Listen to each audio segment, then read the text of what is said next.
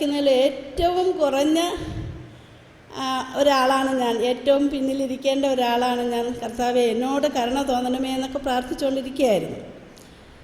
അപ്പോഴാണ് ബ്രദർ പറഞ്ഞത്, പൂർണ്ണമായവ ഉദിക്കുമ്പോൾ അപൂർണമായവ അസ്തമിക്കുമെന്ന്.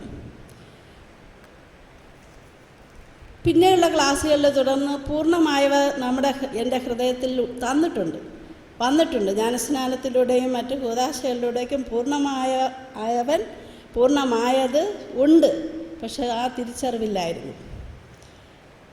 ഞാൻ എത്രമാത്രം ശക്തയാണ്, എത്രമാത്രം ദൈവത്തിൻ്റെ മുന്നിൽ വലിയവളാണ് എന്നിട്ട് പോലും ആ ബോധ്യം എനിക്കില്ലായിരുന്നു.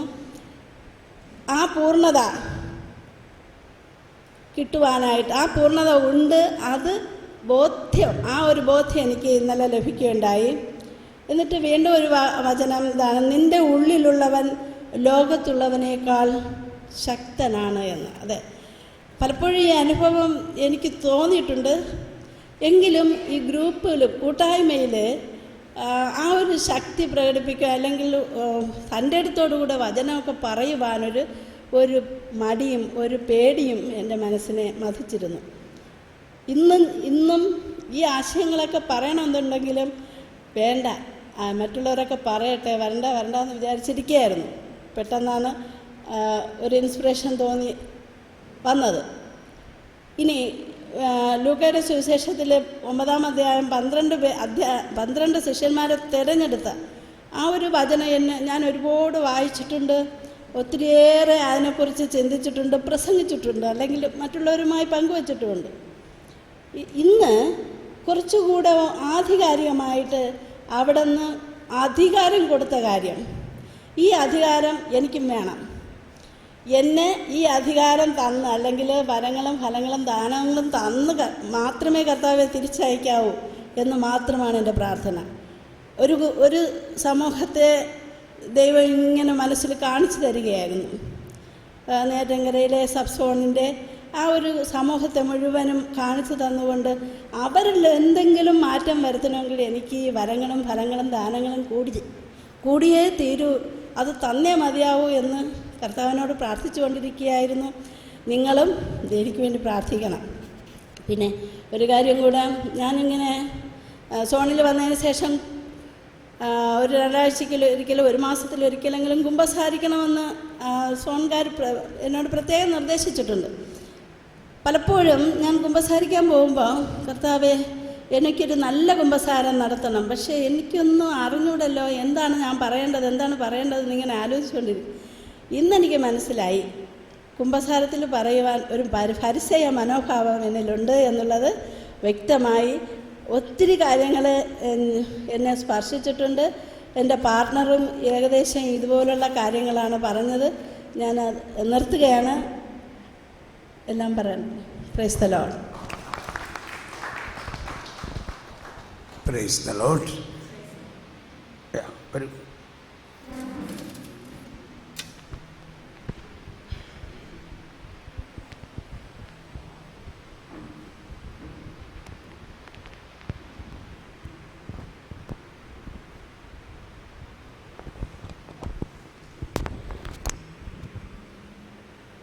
എനിക്ക് ഇന്നലെ തന്നെ വലിയൊരു അനുഭവമായിരുന്നു. ഞാൻ പരിശുദ്ധാത്മാവിൽ നിറയണമേ എന്ന് പ്രാർത്ഥിക്കുമായിരുന്നു.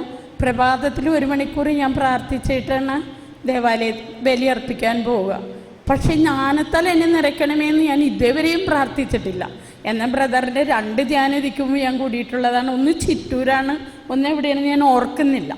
പക്ഷെ ഞങ്ങൾ വരങ്ങൾ ഉപയോഗിച്ച് ഏതായാലും ഞങ്ങളുടെ പ്രാർത്ഥന സമയം പ്രാർത്ഥിക്കാറുണ്ട്. ഒരു വലിയൊരു അനുഭവം എന്ന് പറയുന്നത്, എൻ്റെ മകൻ ഇൻ്റർവ്യൂവിന് പോയി, തിരുവനന്തപുരത്ത് ഇൻ്റർവ്യൂവിന് പോയി.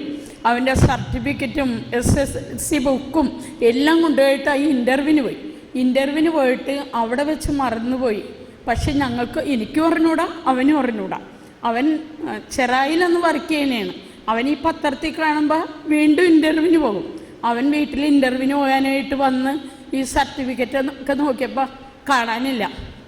അപ്പോൾ ഇവൻ പറയണം, മമ്മി വാതിൽ തുറന്നിട്ടിട്ട് ആരെങ്കിലും എടുത്തുകൊണ്ടിട്ടുണ്ടാകുമെന്ന്. എപ്പോഴും അങ്ങനെയല്ല പിള്ളേർ പറയുന്നത്. ഞങ്ങൾ പ്രാർത്ഥിച്ചപ്പോൾ വെളിപ്പെടുത്തി തരികയാണ്, പരിശുദ്ധാത്മാവ് വെളിപ്പെടുത്തി തരികയായിരുന്നു. എൻ്റെ കൊച്ചിൻ്റെ ജീവിതം തന്നെ നശിച്ചു പോകുമായിരുന്നല്ലോ. എൻ്റെ വെളിപ്പെടുത്തി തരുമായിരുന്നു. ആ ഇൻ്റർവ്യൂവിന് പോയ സ്ഥലത്ത് ഒരു 2 ടേബിള്, ഇരുമ്പിൻ്റെ ടേബിൾ, അതിൻ്റെ അടിയിലും ഒരു ഇതുണ്ടാകുമല്ലോ, അവിടെ ഈ കൊച്ചിൻ്റെ സർട്ടിഫിക്കറ്റ് ഇരിക്കണമെന്ന്. അങ്ങനെ ഞാൻ അവനെ വിളിച്ചു പറഞ്ഞു, മോനെ നീ തിരുവനന്തപുരത്ത് ഇൻ്റർവ്യൂവിന് പോയില്ലേ, അവിടെ ആ സർട്ടിഫിക്കറ്റ് എന്ത് മേശയായിരുന്നു അതിൻ്റെ അടിയിലെ തട്ടിൽ ഇരിപ്പുണ്ട് എന്ന് പറഞ്ഞു. അപ്പോൾ ഇവന് ഇൻ്റർവ്യൂ നടത്തിയ ഡോക്ടർ ഇവന് പരിചയമുള്ളതായിരുന്നു. ആ ഡോക്ടറെ വിളിച്ചും ചോദിച്ച്, ഡോക്ടറിന് അറിയാമോ എൻ്റെ സർട്ടിഫിക്കറ്റൊക്കെ അവിടെ ഉണ്ടെന്ന് അറിയാമോ എന്ന് ചോദിച്ചു. അപ്പോൾ ഡോക്ടർ പറഞ്ഞു, എനിക്കറിയില്ല, അവിടുത്തെ നമ്പർ ഞാൻ തരാമെന്ന് പറഞ്ഞു. അങ്ങനെ അവിടുത്തെ നമ്പർ എൻ്റെ മകന് കൊടുത്ത് അവനവിടെ വിളിച്ച് ചോദിച്ചപ്പോഴേ അവിടെ ഞാൻ സർട്ടിഫിക്കറ്റ് എല്ലാവരും ഉണ്ട്. Praise Lord. അപ്പം അത് ബ്രദറിലൂടെ അന്ന് തന്ന ആ വരദാനങ്ങളെപ്പറ്റി ഇന്നും ഞങ്ങൾ ചെറുതായിട്ടെങ്കിലും വരദാനങ്ങൾ ഉപയോഗിച്ച് ഞങ്ങൾ പ്രാർത്ഥിക്കുന്നുണ്ട്. പിന്നെ എനിക്ക് തോന്നിയത് ഈ എന്താണ് പരിശുദ്ധാത്മാവ് നിറയണേന്ന് പ്രാർത്ഥിക്കും. എപ്പോഴും പ്രാർത്ഥനയിലാണ്, പ്രാർത്ഥന സമൂഹത്തിൽ പോകണം, ദിവ്യബലി അർപ്പിക്കുന്നു. ഇങ്ങനെയുള്ള നമ്മൾ ഇങ്ങനെ ഈശോയോട് ചോദിക്കണോ, ഈശോ നമുക്കെല്ലാം ചെയ്തു തരില്ല എന്നുള്ളൊരു ചിന്തയായിരുന്നു. അപ്പം ഇന്നലെ എനിക്കത് മനസ്സിലാക്കാൻ സാധിച്ചു, ഈശോയോട് ചോദിക്കണം. അതുകൊണ്ട് ഞാൻ ഇങ്ങനെ ചോദിക്കാതെ ഇങ്ങനെ പ്രാർത്ഥനയിൽ കാഴ്ചവെപ്പിനൊക്കെ കുർബാനയൊക്കെ ഉയർത്തുമ്പോഴൊക്കെ ഇങ്ങനെ പറയുന്നുണ്ട്, പ്രത്യേകമായിട്ടത് ചോദിക്കാറില്ല. അപ്പം എനിക്ക് ഇങ്ങനെ എന്തെങ്കിലും പ്രശ്നങ്ങൾ വരുമ്പോൾ എനിക്കൊരു ചിന്ത വന്ന്, ഇത് പൈശാചക്തിയുടെ പ്രവർത്തനം ഇതിൽ വരുന്നുണ്ടോ എന്ന്. പക്ഷെ ഇന്നലെ പറഞ്ഞില്ലേ, എന്താണ് സൃഷ്ടി ഒന്നുമല്ല. അപ്പം നമ്മൾ സൃഷ്ടിയെ നമ്മളിൽ ഒന്നും പ്രവർത്തിക്കില്ല, സാഷ്ടാവാണ് നമ്മളിൽ പ്രവർത്തിക്കുന്നത്. അപ്പം സാഷ്ടാവ് എന്നിലുണ്ട്. അപ്പം എനിക്ക് ഒന്നും ഭയപ്പെടണ്ടെന്നുള്ള ആ ഒരു ബോധ്യത്തിലേക്ക്, സാഷ്ടാവ് ആണ് എന്നുള്ള ബോധ്യത്തിലേക്ക് എനിക്ക് വരുന്നത്. അതൊക്കെ ഇന്നലെയാണ് എനിക്കത് മനസ്സിലാക്കാൻ സാധിച്ചത്. ഇരിക്കുമ്പോൾ ഇങ്ങനെയൊക്കെ 2 ധ്യാനം കൂടിയെങ്കിലും അതിലൊന്നും എനിക്ക് അത്രയും ഇത് കിട്ടിയില്ല. പക്ഷെ വരദാനങ്ങൾ ഉപയോഗിച്ച് ഇപ്പോഴും പ്രാർത്ഥിക്കുന്നുണ്ട്. Praise Lord.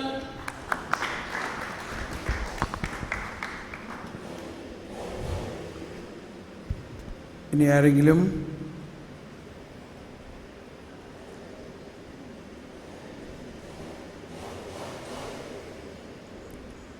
ഇനി ആരെങ്കിലും വരാനുണ്ടോ?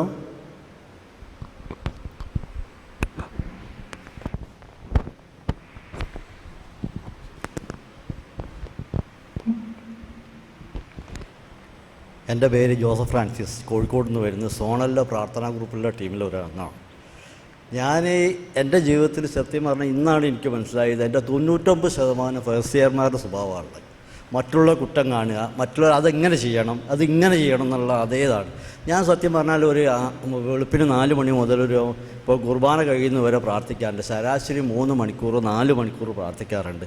എന്തുകൊണ്ട് എൻ്റെ ജീവിതത്തിൽ കർത്താവിൻ്റെ കൃപകൾ കിട്ടുന്നില്ല എന്ന് ഇപ്പോഴാണ് മനസ്സിലായത്. ഇതൊരു ഉദാഹരണം പറഞ്ഞാൽ, ഞാൻ പെരിന്തൽമണ്ണ ലൂർദ് പള്ളിയിലുള്ള മധ്യസ്ഥ പ്രാർത്ഥന ലീഡറാണ്.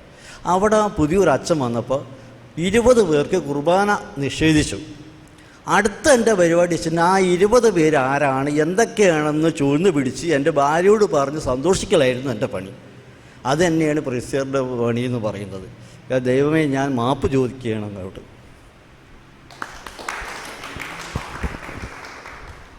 Praise the Lord.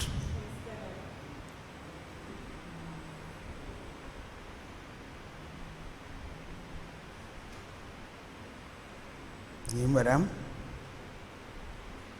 സഹോദരന്മാർ. സഹോദരി വരുന്നുണ്ട്.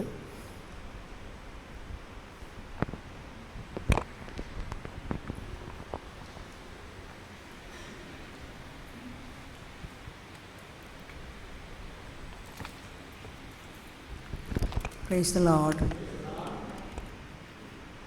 എൻ്റെ പേര് മേരി ജെസ്സി ആൻ്റണി. ഞാൻ കൊച്ചി സോണിൻ്റെ കീഴിൽ നിന്ന് വരുന്നു. ഞാൻ ഈ ധ്യാനം കൂടുന്നതിൻ്റെ ഉദ്ദേശം ഏറ്റവും മെയിനായിട്ട് എനിക്ക് ജ്ഞാനം വേണമെന്നുള്ള ആഗ്രഹം മാത്രമാണ്. എനിക്ക് തോന്നിയിട്ടുണ്ട്, ജ്ഞാനമുണ്ടെങ്കിൽ നമുക്കെല്ലാം ആയി. യേശുവിനെ ദൈവത്തെ അറിയുന്ന ജ്ഞാനമാണ് എല്ലാം. അപ്പോൾ ജ്ഞാനം കിട്ടുന്നതിന് വേണ്ടിയിട്ട് വരദാന വളർച്ചാ ധ്യാനം ഏറ്റവും ഉപകരിക്കും. പിന്നെ വരദാനങ്ങളും ലഭിക്കും. എനിക്ക് ഒരു വരദാനങ്ങളുമില്ല. ആക്ച്വലി ഞാൻ നവീകരണത്തിലേക്ക് വന്നിട്ട് ഇപ്പോൾ 25 വർഷമാകുന്നു. ആദ്യകാലങ്ങളിലൊക്കെ ഞാൻ എൻ്റെ ധ്യാനഗുരു സെബാസ്റ്റ്യൻ മുണ്ടഞ്ചേരി അച്ഛനായിരുന്നു. അദ്ദേഹത്തിൻ്റെ കൂടെ ആദ്യകാലങ്ങളിൽ നല്ല തീക്ഷ്ണതയോടുകൂടി പ്രവർത്തിച്ചു. കൂടെ വചനപ്രഘോഷണത്തിനൊക്കെ പോകുമായിരുന്നു. ഒത്തിരി ഇടങ്ങളിലൊക്കെ വചനം പ്രഘോഷിച്ച ആ കാലഘട്ടങ്ങളിൽ. പിന്നെ കുറേ നാൾ കഴിഞ്ഞപ്പോൾ ആ ഒരു വചനപ്രഘോഷത്തിൻ്റേതായിട്ടുള്ള ഒരു പ്രവണതയൊക്കെ കുറഞ്ഞു പോയി. പിന്നെ ഇപ്പോഴായിട്ട് പിന്നെ ഞങ്ങളുടെ ധ്യാന കേന്ദ്രത്തിൽ ഇപ്പോൾ അത്രയ്ക്ക് ഞങ്ങളെ അൽമായരെ ഒന്നും അത്രയ്ക്ക് പ്രൊമോട്ട് ചെയ്യുന്നില്ല, എൻകറേജ് ചെയ്യുന്നില്ല. അപ്പോൾ അത് കാരണം കൊണ്ടൊക്കെ അങ്ങനെ ഞങ്ങൾ തണുത്തു പോയിരിക്കുകയായിരുന്നു. എനിക്ക് എപ്പോഴും എൻ്റെ മനസ്സിൽ ആഗ്രഹമുണ്ട്, എനിക്ക് ജ്ഞാനം വേണം.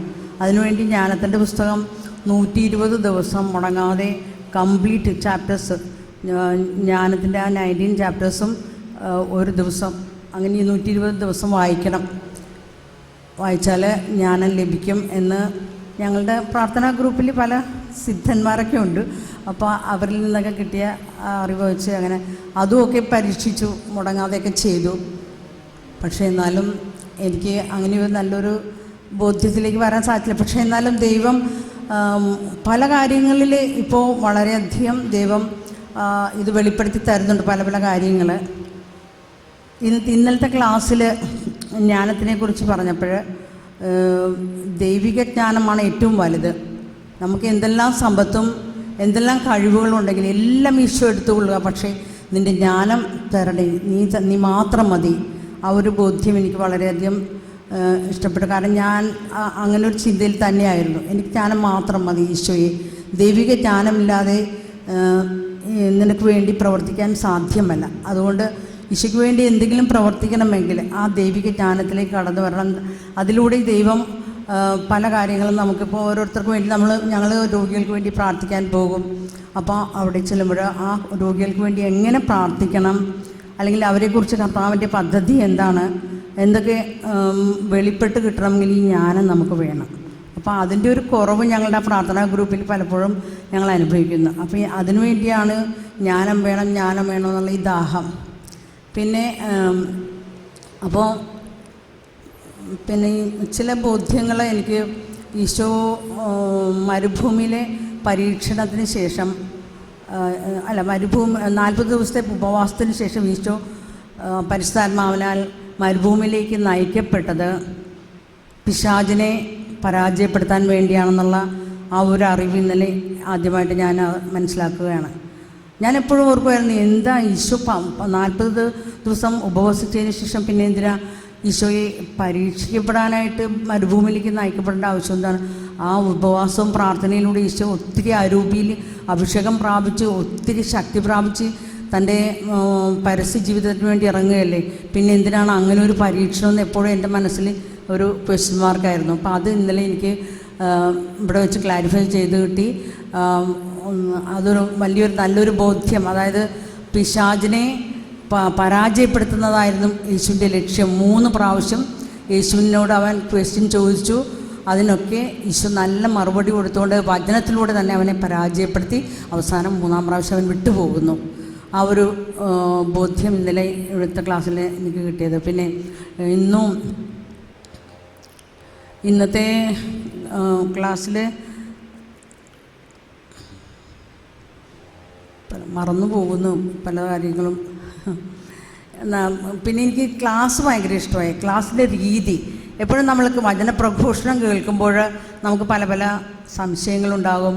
അതൊന്നും നമുക്ക് ആ സമയത്ത് ദൂരീകരിക്കപ്പെടാൻ സാധിക്കില്ല. ഇവിടെ തോമസ് ബ്രദർ ഒരു ചർച്ച പോലെ ക്ലാസ് കൊണ്ടുപോകുമ്പോൾ അത് വളരെയധികം എല്ലാവർക്കും ഉപയുക്തമാകുന്നുണ്ട്. വളരെയധികം നമ്മുടെ കാര്യങ്ങൾ ക്ലാരിഫൈ ചെയ്ത് മുന്നോട്ട് പോകാൻ സാധിക്കും. ആ ഒരു നല്ല രീതി ബ്രദറിൻ്റെ ക്ലാസ് എനിക്ക് വളരെ ക്ലാസ് നടത്തുന്ന രീതിയും, പിന്നെ അതുകൂടാണ്ട് എപ്പോഴും ഞാൻ ബ്രദറിൻ്റെ 2-3 ധ്യാനങ്ങൾ ഇതിനു മുമ്പ് ഡിവൈനിൽ വെച്ചും എംപ്ലോയീസ് കൂട്ടായ്മയുടെ ബേസിൽ നടത്തിയ ധ്യാനങ്ങളും പിന്നെ കൊച്ചിയിൽ ബ്രദർ കൺവെൻഷനൊക്കെ നടത്തിയിട്ടുണ്ട്. അപ്പോൾ അങ്ങനെയെല്ലാം ഞാൻ കൂടിയിട്ടുണ്ട്. എനിക്ക് ഒത്തിരി ഇഷ്ടമുള്ള ക്ലാസ്സാണ് പ്രചാരണ. കാരണം ഒത്തിരി ഉൾക്കാഴ്ചകൾ പല പല ബിബ്ലിക്കലായിട്ടുള്ള പല ബൈബിൾ വേഴ്സിലുള്ള ഇങ്ങനെ ഒളിഞ്ഞു കിടക്കുന്ന ഉൾക്കാഴ്ചകൾ അതിലേക്ക് ബ്രദർ കൊണ്ടുപോകാറുണ്ട്. അതൊക്കെ നമ്മൾക്ക് മനസ്സിലാക്കി തരുമ്പോൾ അങ്ങനെ ഇപ്രാവശ്യവും വന്നപ്പോൾ അങ്ങനെയുള്ള ചില കാര്യങ്ങളും ബോധ്യത്തിലേക്ക് വരാൻ സാധിച്ചു. അതുപോലെ തന്നെ ഇപ്പോൾ ഇവിടെ പലരും പറഞ്ഞു ഈ നക്ഷത്രത്തിൻ്റെ കാര്യവും അത് ജ്ഞാനത്തിൻ്റെ പ്രതീകവും പിന്നെ ജ്ഞാനികൾക്ക് 3 ജ്ഞാനികൾക്ക് മാത്രമല്ല അത് അതിനെക്കുറിച്ച് അതിനെ കാണാൻ സാധിച്ചുള്ളൂ, അതും വിജാതീയരായവർ, അങ്ങനെയുള്ള കാര്യങ്ങൾ. പിന്നെ ഇന്നത്തെ ക്ലാസ് ഞാൻ കുറേ കാര്യങ്ങൾ ചിന്തിച്ച് വെച്ചിട്ടുണ്ട്, ഇപ്പോൾ എല്ലാം ഓർമ്മയിൽ കിട്ടുന്നില്ല. ഒത്തിരി നല്ല ബോധ്യങ്ങളാണ് എനിക്ക് കിട്ടി, ഞാൻ എഴുതി വെച്ചിട്ടുണ്ട്. Praise the Lord.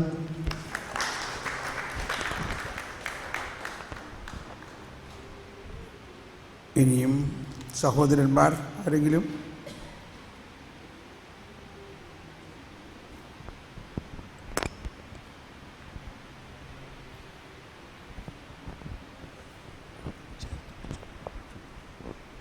Praise the Lord. ഞാൻ ഗുരുവായൂരിൽ നിന്നാണ് വരുന്നത്. ഒരുപാട് കാര്യങ്ങൾ എനിക്ക് ബോധ്യം കിട്ടിയിട്ടുണ്ട്. ഇവിടെ പറഞ്ഞിട്ടുള്ള കുറേ കാര്യങ്ങൾ ഞാൻ ഒരു ചെറിയ കാര്യം മാത്രം പറയാൻ ആഗ്രഹിക്കുകയാണ്. ജ്ഞാനികൾ യേശുവിനെ കണ്ടപ്പോൾ തിരിച്ച് രാജകൊട്ടാരത്തിലേക്ക് തന്നെ പോയിട്ട് ഞങ്ങൾ പറയാമെന്ന് പറഞ്ഞിട്ടുണ്ടായിരുന്നു. എന്നാൽ മാലാഖ പ്രത്യക്ഷപ്പെട്ട് പറഞ്ഞു ആ വഴിക്ക് പോകരുത്. അപ്പോൾ നമ്മൾ പലപ്പോഴും ഈ മാനുഷികമായ ലോകത്തിൻ്റേതായിട്ടുള്ള നിയമങ്ങൾ അനുസരിക്കാനായിട്ട് ബാധ്യസ്ഥരാണ് എന്നുള്ള ഒരു തോന്നലുണ്ടാവും. എന്നാൽ ദൈവത്തിൻ്റെ നിയമമാണ് നമ്മൾ പാലിക്കേണ്ടത് എന്ന ആ ബോധ്യം ഇവിടെ ആരും പറഞ്ഞില്ല. അതുകൊണ്ട് ആ ബോധ്യം എനിക്ക് ശക്തമായിട്ട് കിട്ടി. Praise the Lord.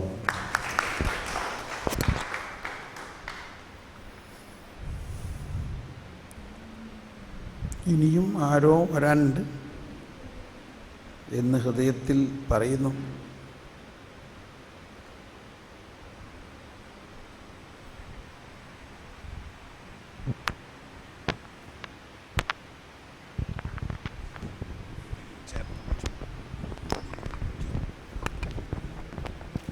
എൻ്റെ പേര് കാർത്തികേയൻ തോമസ്.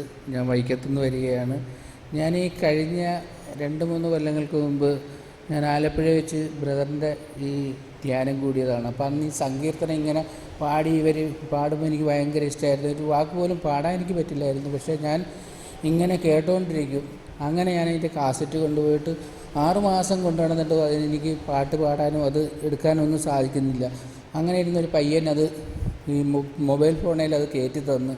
പിന്നെ ഞാനത് ഒത്തിരി പേർക്ക് ഇങ്ങനെ പകർന്നു കൊടുത്ത് സൺഡേ സ്കൂളിലെ അധ്യാപകന്മാർക്ക്, സ്കൂൾ കുട്ടികൾക്ക്, ഈ കുടുംബയോഗത്തിനും വാർഷികത്തിനൊക്കെ ഞാൻ കൊച്ചു പിള്ളേർക്കൊക്കെ പകർന്നു കൊടുത്തു. അവരൊക്കെ അത് പാടും.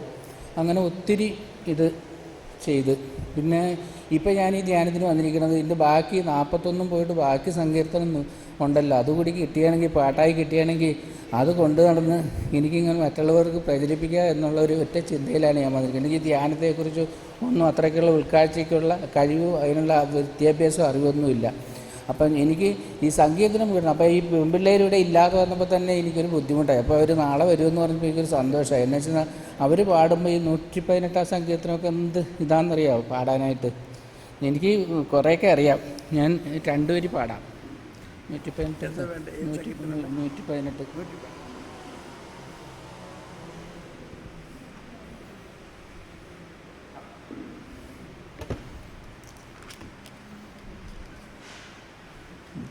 കർത്താവിനു കൃതജ്ഞതയർപ്പിക്കുവിൻ, അവിടുന്ന് നല്ലവനാണ്, അവിടുത്തെ കാരുണ്യം എന്നേക്കും നിലനിൽക്കുന്നു. കർത്താവിനു കൃതജ്ഞതയർപ്പിക്കുവിൻ, അവിടുന്ന് നല്ലവനാണ്, അവിടുത്തെ കാരുണ്യം എന്നേക്കും നിലനിൽക്കുന്നു.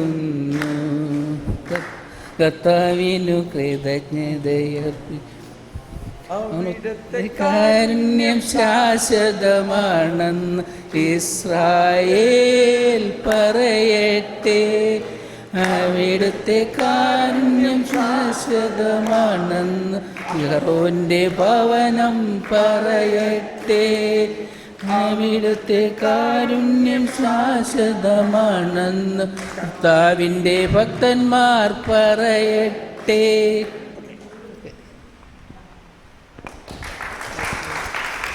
എന്ന് പറയാം.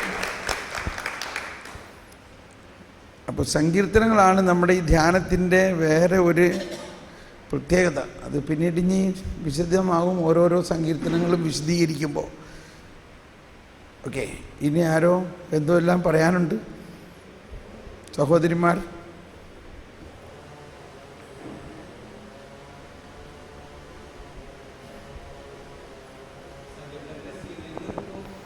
സങ്കീർത്തനത്തിൻ്റെ CD ഈ 41 സങ്കീർത്തനം നമ്മൾ CD മാതിരി ആക്കിയിട്ടുള്ളൂ. അത് തരും. ധ്യാനം കഴിയുമ്പോൾ എല്ലാവർക്കും സങ്കീർത്തനം തരാം.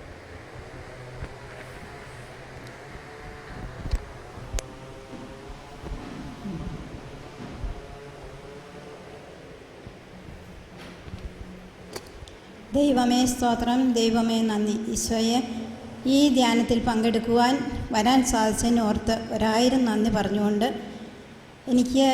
ഞാൻ വരുന്നത് കോതമംഗലം സുബ്സോണിയിൽ നിന്നാണ്. മധ്യസ്ഥ പ്രാർത്ഥന വരദാനാഭിഷേക ധ്യാനമാണെന്ന് പറഞ്ഞതുകൊണ്ട് എന്താണ് മധ്യസ്ഥ പ്രാർത്ഥന എന്നും അതെങ്ങനെയാണ് പ്രാർത്ഥിക്കേണ്ടതെന്നും ഉള്ള ഒരറിവിന് വേണ്ടിയിട്ടാണ് ഞാൻ ഈ ധ്യാനത്തിലോട്ട് പങ്കെടുത്തത്. അപ്പോൾ ഈ നോട്ടീസ് കണ്ടപ്പം തന്നെ പിന്നെ വരണമെന്ന് വളരെ ആഗ്രഹം തോന്നി. ഞാൻ അതുകൊണ്ട് വന്നതാണ്. ഞങ്ങൾ 2 പേര് അവിടെ നിന്ന് വന്നിട്ടുണ്ട്. 1 കൊറിന്തോസ് 13:10 പൂർണ്ണമായവ ഉദിക്കുമ്പോൾ അപൂർണമായവ നഷ്ടപ്പെടുമെന്ന് ആദ്യത്തെ ആ വചനം തന്നെ എന്നെ ഒത്തിരി കൈയടക്കി. കാരണം എന്നും ഈശോയോട് കൂടെ ജീവിക്കുമ്പോൾ നമുക്ക് പുതിയ പുതിയ കാര്യങ്ങളാണ് കിട്ടുന്നത് എന്നുള്ള ആ ബോധ്യം എന്നിലോട്ട് കടന്നു വന്നു. അതുപോലെ നമ്മുടെ വിശ്വാസം എന്താണ്, നമ്മൾ എങ്ങനെയാണ് ദൈവത്തിൽ ആശ്രയിക്കേണ്ടത്, നമ്മുടെ വിശ്വാസം എവിടെ എത്തി നിൽക്കുന്നു എന്നാണ് നമ്മൾ ആദ്യം മനസ്സിലാക്കേണ്ടത്. നമുക്ക് വേണ്ടി കർത്താവ് നമ്മുടെ പാവങ്ങളാൽ പാടുപീഡകൾ സഹിച്ച് മരിച്ച് ഉദ്ധാനം ചെയ്ത് ഉയർപ്പിച്ച പൊന്നു തമ്പുരാൻ, ആ തമ്പുരാന് വേണ്ടിയിട്ട് നമ്മുടെ ജീവിതത്തിൽ നമുക്ക് എന്തെല്ലാം കാര്യങ്ങൾ ചെയ്യുവാൻ സാധിക്കുമോ അതാണ് നമ്മുടെ ജീവിതത്തിലെ ഏറ്റവും നല്ല ഒരു മാർഗമെന്ന് എനിക്ക് മനസ്സിലാവുന്നു. കാരണം നമ്മളെ സൃഷ്ടിച്ച് നമ്മളെ പരിപാലിച്ച് സൃഷ്ടിച്ച നിമിഷം മുതൽ നമ്മളെ പരിപാലിച്ച് കൊണ്ടുനടന്ന എൻ്റെ തമ്പുരാൻ, പൊന്നു തമ്പുരാന് നമ്മൾ ചെയ്യേണ്ടതായ മാർഗങ്ങൾ, നമ്മൾ നടക്കേണ്ടതായ വഴികൾ, നമ്മൾക്ക് ഇതുവരെയും മനസ്സിലാകാത്ത വഴികൾ, അതിനുള്ള അറിവുകൾ പകർന്നു തരുമ്പോൾ അത് നമ്മൾ എവിടെയാണെങ്കിലും നമ്മളത് കേൾക്കുകയും അതിനോട് സ്വാഗതം ചെയ്ത് തമ്പുരാനോട് ഒത്ത് നമ്മൾ ജീവിക്കുകയും ചെയ്യണം. അതുപോലെ പിന്നെ ഒരു സംശയം എനിക്കുണ്ടായിരുന്നു. കാരണം മധ്യസ്ഥം വഹിച്ച് നമ്മൾ പ്രാർത്ഥിക്കുമ്പോൾ നീ നിന്നെ തന്നെ സമർപ്പിക്കുക, സ്വയം ഒരു സമർപ്പണം. കാരണം എന്നാന്ന് വെച്ചാൽ പൈശാചിക ശക്തികൾ നമ്മളെ വന്ന് വേട്ടയാടുമെന്ന് ആരോ ഇങ്ങനെ പറഞ്ഞ് എനിക്കതൊരു ബുദ്ധിമുട്ട് ഉള്ള ഒരു പ്രശ്നമായിരുന്നു. അപ്പോൾ ഇന്നലത്തെ ക്ലാസ്സിൽ തന്നെ ദൈവം സൃഷ്ടാവാണെന്നും പിശാച സൃഷ്ടിയാണെന്നുള്ള ആ ബോധ്യം കിട്ടി. അതുപോലെ നമ്മുടെ ഉള്ളിലുള്ളവൻ പുറമേ ഉള്ളവനേക്കാൾ ശക്തനാണെന്നുള്ള, അതാണ് നമ്മുടെ യേശു ക്രിസ്തു എന്നുള്ള ആ ഒരു ബോധ്യം. നമ്മൾ ഏത് രീതിയിലായിരുന്നാലും എളിമയോടുകൂടെ ജീവിച്ച് നമ്മൾ ഈശോയെ അപേക്ഷിച്ചാൽ നമുക്ക് ആ ദൈവീക കൃപ നമ്മൾക്ക് കിട്ടുമെന്നുള്ള, പാപത്തിൽ നിന്ന് നമ്മൾ വിടുതൽ നേടി ആ ദൈവീക കൃപ നമുക്ക് കിട്ടുമെന്നുള്ള ഉറപ്പായി. ദൈവിക ജീവൻ മാനുഷിക ജീവനിൽ ലയിക്കുന്നതാണ് കൃപ എന്ന് ബോധ്യമായി. അപ്പോൾ നമ്മുടെ പാപത്തിന് വേണ്ടി നമ്മൾക്ക് വേണ്ടി മരിച്ച തമ്പുരാന് വേണ്ടി നമ്മൾക്ക് ഇനിയുള്ള ജീവിതം, ഇനി ഞാൻ എത്ര നാൾ ജീവിക്കുന്നുവോ അത്രയും നാൾ എൻ്റെ ഈശോയ്ക്ക് വേണ്ടി ജീവിക്കുവാൻ ഉള്ള ഒരു തീരുമാനം എനിക്കെത്തി. കാരണം എനിക്ക് വചനം പറയുവാനോ പിന്നെ ബൈബിളിൽ ഒരു വാക്യം പറയുവാനോ എനിക്ക് കിട്ടുന്നില്ല. എങ്കിലും എൻ്റെ ഈശോയ്ക്ക് വേണ്ടി, ഈശോ സൃഷ്ടിച്ച എല്ലാ മക്കൾക്കും വേണ്ടി, വചനം പറയുന്ന എല്ലാ മക്കൾക്കും വേണ്ടിയിട്ട് ഈശോയുടെ സന്നിധിയിൽ ആ തിരുവോസ്തിയുടെ മുൻപിലിരുന്നു കൊണ്ട് എനിക്ക് ഇവർക്ക് വേണ്ടി മാധ്യസ്ഥം വഹിച്ച് പ്രാർത്ഥിക്കുവാൻ സാധിക്കും. അതിനുള്ള അറിവിന് വേണ്ടിയിട്ടാണ് എന്നെ ഇവിടെ കൊണ്ടുവന്നതെന്നും ആ അറിവ് എന്നിലോട്ട് ഈശോ പകർന്നു തരുമെന്നും എനിക്ക് ബോധ്യമായി. അതുപോലെ തന്നെ മാമോദീസായിൽ നമുക്ക് കിട്ടിയ ജ്ഞാനസ്നാനം, ആ ജ്ഞാനസ്നാനത്തിനെപ്പറ്റി നമുക്ക് എന്തറിയാം? നമ്മൾ ജീവിതത്തിൻ്റെ ഓരോ വ്യഗ്രതകളിൽ ഓടിപ്പാഞ്ഞ് നടന്ന് ജീവിതത്തിൽ മറ്റുള്ളവർ ജീവിക്കുന്നതനുസരിച്ച് മറ്റുള്ളവരെ അനുകരിച്ച് ജീവിക്കുകയായിരുന്നില്ലേ ഇത്രയും നാളും എന്നുള്ള ആ ഒരു അറിവ്. ഈശോയെ മറന്ന് ഈശോയുടെ കാലടികൾ പിന്തുടരാതെ മറ്റുള്ളവർക്ക് വേണ്ടി, നമുക്ക് നമ്മുടെ ജീവിതത്തിന് വേണ്ടി, നമ്മുടെ കുടുംബത്തിന് വേണ്ടി, ജീവിത പങ്കാളിക്ക് വേണ്ടി, മക്കൾക്ക് വേണ്ടി ഓടി നടന്നപ്പോൾ നമ്മൾ ഈശോയെ അറിയാതെ പോയ ആ ഒരു നിമിഷത്തെ ഓർത്ത് ഈശോയെ മാപ്പ് ചോദിക്കുന്നു. അതുപോലെ ഇനിയും ഈ മധ്യസ്ഥ പ്രാർത്ഥനയിലിരിക്കുമ്പോൾ നമുക്ക് ലോകമെമ്പാടുമുള്ള എല്ലാ മക്കൾക്ക് വേണ്ടിയും പ്രാർത്ഥിക്കാം. കാരണം എല്ലാ മക്കളിലും ഫരിസയരുടെ ഒരു തോന്നൽ, ഫരിസയരുടെ ആ ഒരു മനോഭാവം എല്ലാ മക്കളിലും കടന്നു വരും. കാരണം എന്നിലും കടന്നു വരും. എന്നാന്ന് വെച്ച് കഴിഞ്ഞാൽ നമ്മൾ മനുഷ്യരെയാണ് അനുകരിക്കുന്നത്, ദൈവത്തെയല്ല അനുഗ്രഹിക്കുന്നത്. അപ്പോൾ ആ ജ്ഞാനം ഈശോയ്ക്ക് കിട്ടുന്ന, ആ ഈശോയിൽ നിന്ന് കിട്ടുന്ന ആ ജ്ഞാനം നമുക്ക് കിട്ടിയെങ്കിൽ മാത്രമാണ് നമുക്ക് മറ്റുള്ളവർക്ക് വേണ്ടിയും ആ നിഗൂഢ രഹസ്യങ്ങൾ നമ്മൾ മനസ്സിലാക്കിയാൽ മാത്രമേ, ദൈവത്തിൻ്റെ ആ നിഗൂഢ രഹസ്യങ്ങൾ മനസ്സിലാക്കിയാൽ മാത്രമേ നമുക്ക് നമ്മുടെ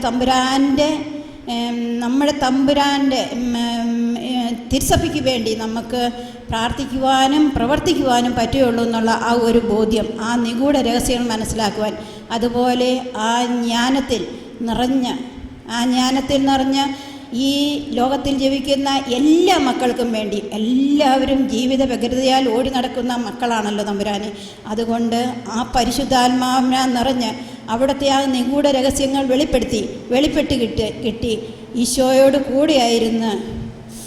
കൂടിയായിരുന്ന് മറ്റുള്ള വ്യക്തികൾക്ക് വേണ്ടി പ്രാർത്ഥിക്കുവാൻ നമ്മൾ കടപ്പെട്ടവരാണ്. നമ്മളതിന് ഒരിടത്തും പോകണ്ട, ഒരു സ്ഥലത്തും നമുക്ക് പോകേണ്ട ആവശ്യമില്ല. നമ്മുടെ വീട്ടിലിരുന്ന് നമുക്ക് ചെയ്യാവുന്ന ഒരു കാര്യമാണിത്.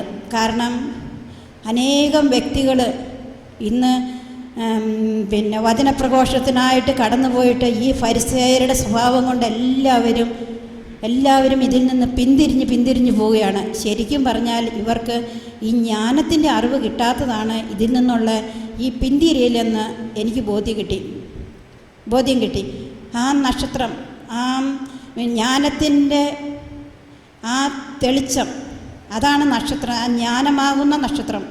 അത് സ്വയം പ്രകാശിക്കുകയും മറ്റുള്ളവർക്ക് വേണ്ടി പ്രകാശം നൽകുകയും ചെയ്ത് ക്രിസ്തുവിനെ പറ്റി അറിയാവുന്നെന്ന് പറഞ്ഞാൽ നമ്മളിങ്ങനെ പോയി കിട്ടുന്ന അതിൽ നിന്ന് കിട്ടുന്ന തമ്പുരാൻ തരുന്ന അനുഗ്രഹങ്ങൾ നമുക്ക് മറ്റുള്ളവരുമായിട്ട് പങ്കുവയ്ക്കുവാനും ഒരു വ്യക്തിയെങ്കിലും ഒരാത്മാവിനെങ്കിലും നമുക്ക്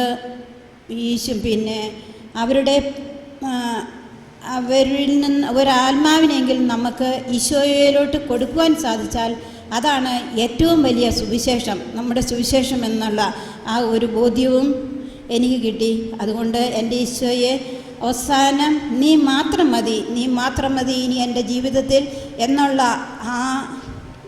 ആ ഒരു തീരുമാനം ഞാൻ എൻ്റെ ജീവിതത്തിൽ എടുത്തിരിക്കുന്നു. ഒരു ക്രിസ്ത്യാനി യഥാർത്ഥ പ്രവർത്തനം ഒരറ്റം മുതൽ മറ്റേ അറ്റം വരെ അവർക്ക് പോകാൻ പറ്റും. അതാണ് ഒരു ക്രിസ്ത്യാനിയുടെ ഒരു വിശുദ്ധൻ്റെ ജീവിതം അങ്ങനെയാണെന്ന് പറഞ്ഞപ്പോൾ ഈശോയെ ആ ഒരറ്റം മുതൽ മറ്റേ അറ്റം വരെ പോകുവാൻ എന്നെ അങ്ങ് അനുവദിക്കണമേ എന്ന് ഞാൻ അവിടെ ഇരുന്ന് പ്രാർത്ഥിച്ചു പോയി. തമ്പുരാനെ, എനിക്ക് ഈശോയുടെ ആ തിരുവോസ്തിയോട് ഞാനിത് വരാൻ കാരണം ഈശോയുടെ ചാവറപ്പിതാവിൻ്റെ തിരുനാളിൻ്റെ ആ സമയത്ത് ചാവറപ്പിതാവ് തിരുവോസ്തിയുടെ മുമ്പിൽ 1 മണിക്കൂർ ഇരിക്കുമെന്ന് പറഞ്ഞപ്പോൾ ആ തിരുവോസ്തിയുടെ മുമ്പിൽ 1 മണിക്കൂർ എന്നെയും ഇരുത്തണമേ എന്ന് പറഞ്ഞ് ഞാൻ എൻ്റെ മനസ്സിലെ ഒരു തോന്നലാണ്, എന്നെ ഈ തിരുവോസ്തി എവിടെ എഴുന്നള്ളിച്ച് വെച്ചോ അവിടെ എനിക്ക് പോകാതിരിക്കാൻ പറ്റാത്ത ഒരവസ്ഥയിൽ ആണ് ഞാനിപ്പോൾ ഉള്ളത്. അത് കാരണം എൻ്റെ ഈശോയുടെ കൂടെ ജീവിച്ച് മരിക്കണമെന്നുള്ള ആഗ്രഹമാണ് എനിക്ക് വേണ്ടി നിങ്ങൾ മാധ്യസ്ഥ അപേക്ഷിക്കണമെന്ന് പ്രാർത്ഥിക്കുന്നു.